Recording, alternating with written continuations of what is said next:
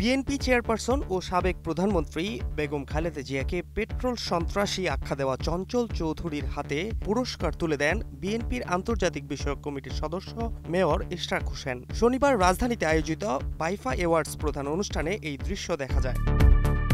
সম্প্রতি বাইফা অ্যাওয়ার্ড অনুষ্ঠানে বিএনপি নেতা ইঞ্জিনিয়ার ইশরাক হোসেনের সঙ্গে অভিনেতা চঞ্চল চৌধুরীর ছবি তোলার ঘটনাকে কেন্দ্র করে সামাজিক মাধ্যমগুলোতে আলোচনার ঝড় উঠেছে। বিষয়টি নিয়ে নিজের ভেরিফাইড ফেসবুক পেজে পোস্ট করেছেন ইশরাক। পোস্টে ইশরাক বলেন, শুক্রবার ১৬ মে একটি স্বনামধন্য প্রথম সারির স্যাটেলাইট টিভি চ্যানেলের কর্তৃপক্ষের আমন্ত্রণে প্রধান অতিথি হিসাবে অ্যাওয়ার্ড সেরেমনি অনুষ্ঠানে কিছু সময়ের জন্য যোগ দেই।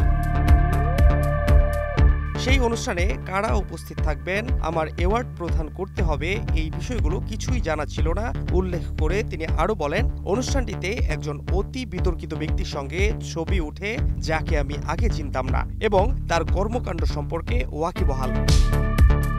২০১৫ সালে দেশের বাইরে অবস্থান করায় তখনকার অনেক সেন্সিটিভ ঘটনা আমার চোখ এড়িয়ে যায়। এটা আমার সীমাবদ্ধতা, আমার জানা উচিত ছিল।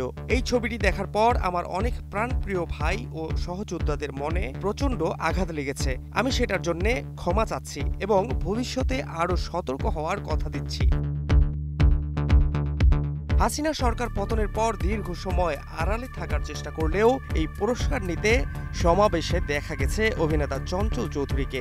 যদিও এই অভিনেতার বিরুদ্ধে রয়েছে হত্যা মামলা সহ একাধিক মামলা। Fahad Shahriar, news desk, global television.